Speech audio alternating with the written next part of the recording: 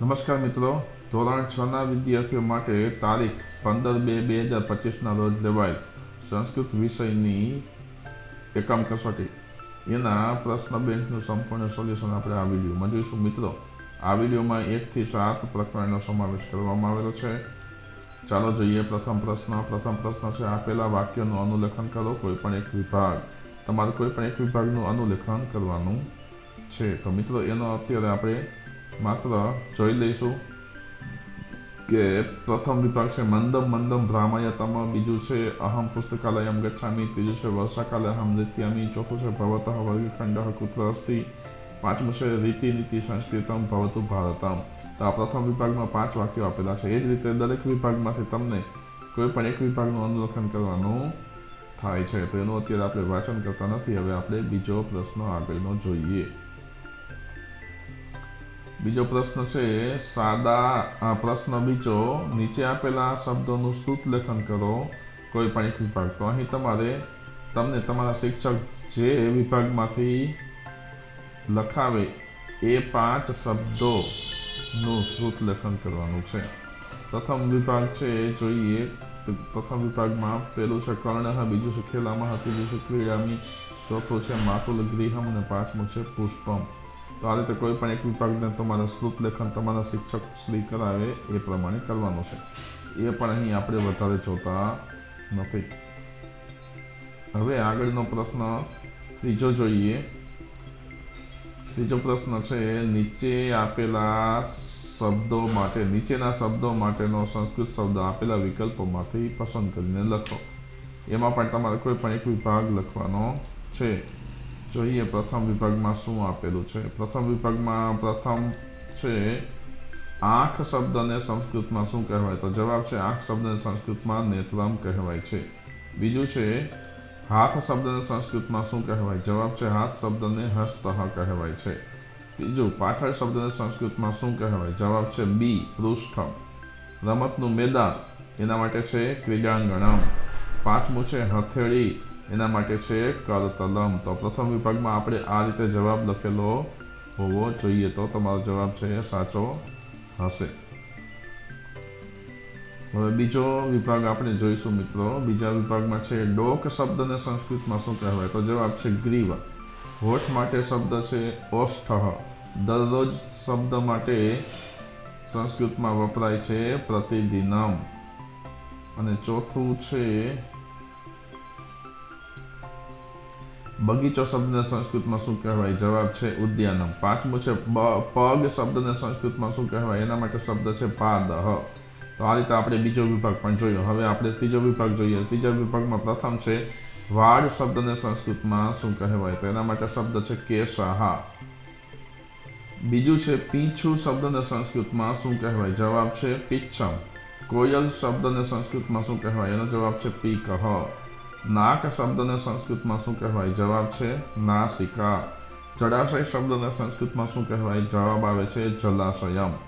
હવે આપણે મિત્રો ચોથો વિભાગ જોઈએ. ચોથા વિભાગમાં પ્રથમ છે આભૂષણ શબ્દને સંસ્કૃતમાં શું કહેવાય? જવાબ છે આભૂષણમ. વાણી શબ્દને સંસ્કૃતમાં શું કહેવાય? જવાબ છે વાચા.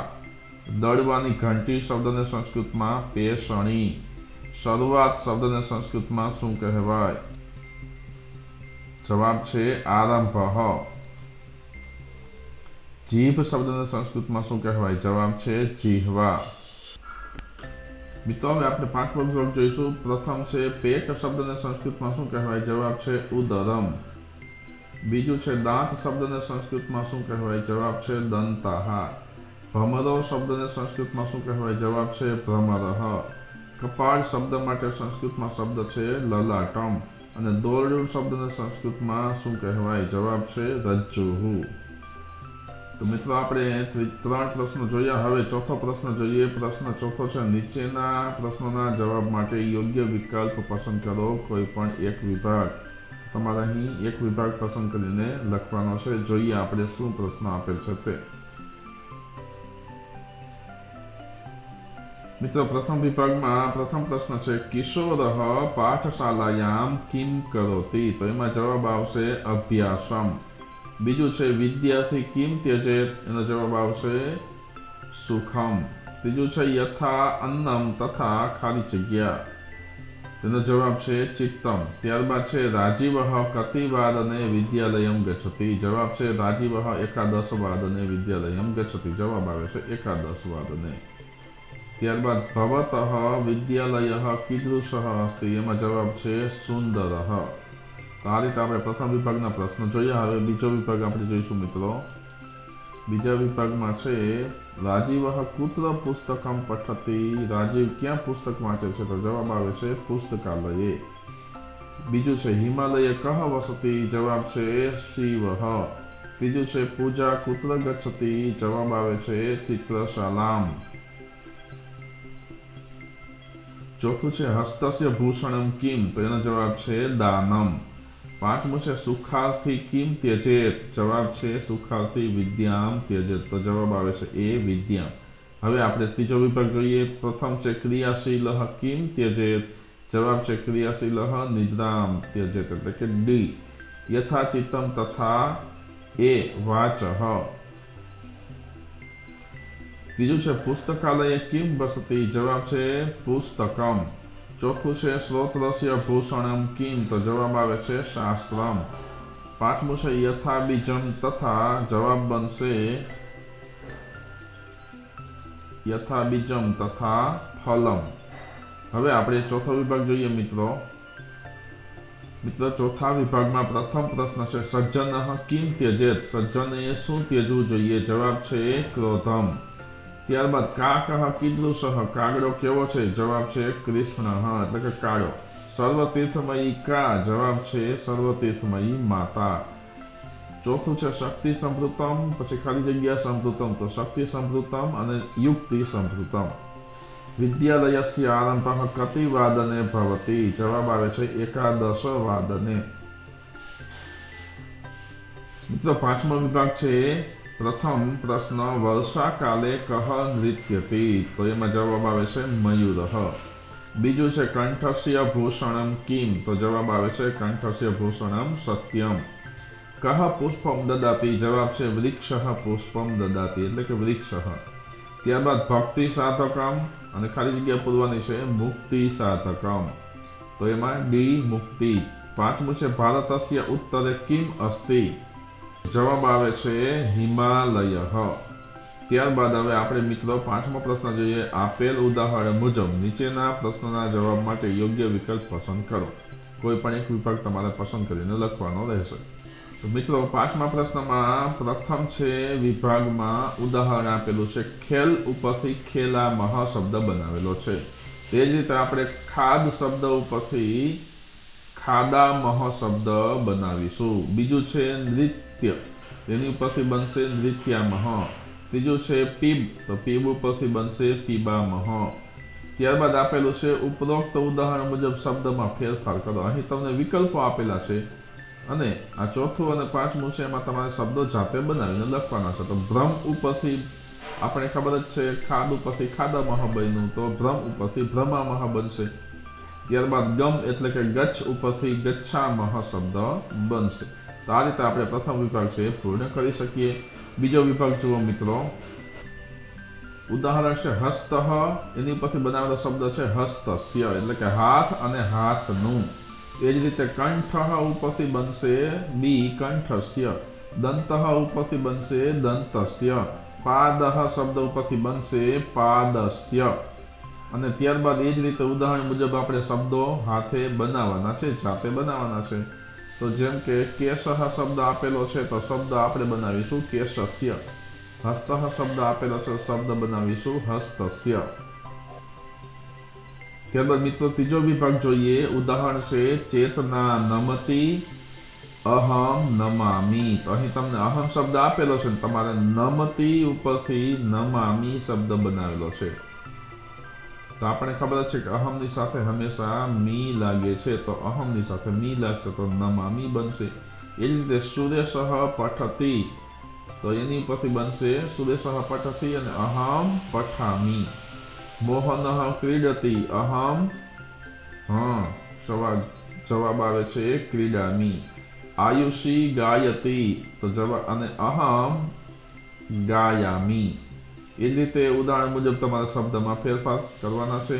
ગૌતમઃ તરતી તો અહમ તરામી, ઉષા લિખતી તો અહમ લિખામી. એ રીતે તમારા શબ્દ અહીં લખવાનો રહેશે.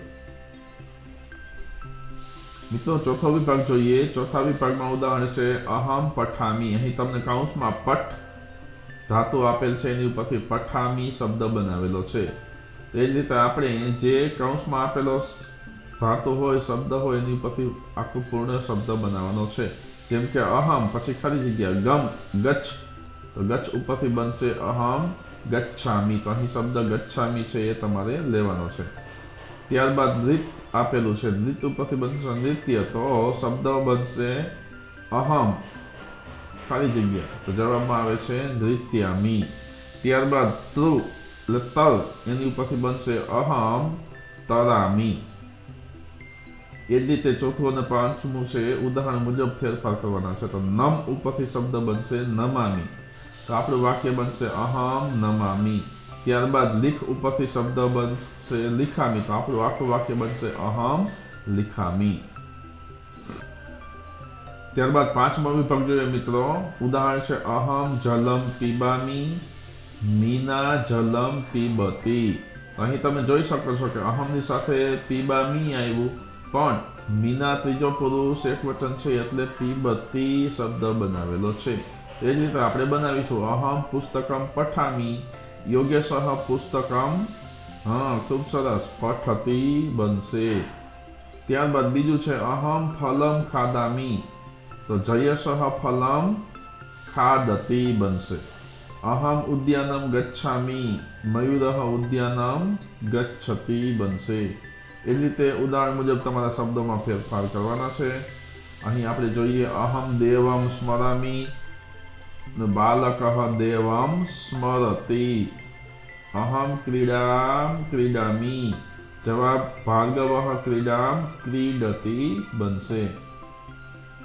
આ સાથે જ ધોરણ 6 ના વિદ્યાર્થીઓ માટે 15/2/2025 રોજ લેવાયેલ સંસ્કૃત વિષયની એકમ કસોટીનું સંપૂર્ણ સોલ્યુશન આપણે અહીં જોયું. મિત્રો, મારો વિડીયો તમને પસંદ આવ્યો હોય તો મારી YouTube channel my students education તમે સબસ્ક્રાઈબ કરજો અને તમારા અન્ય મિત્રોને પણ શેર કરજો. અહીં તમને દરેક વિષયના ગુજરાતી, હિન્દી, અંગ્રેજી અને સંસ્કૃત વિષયના પેપરનું સોલ્યુશન મળી રહેશે. તો ચાલો મિત્રો, હવે મળીશું બીજા વિડીયોમાં. ત્યાં સુધી નમસ્કાર, જય હિન્દ.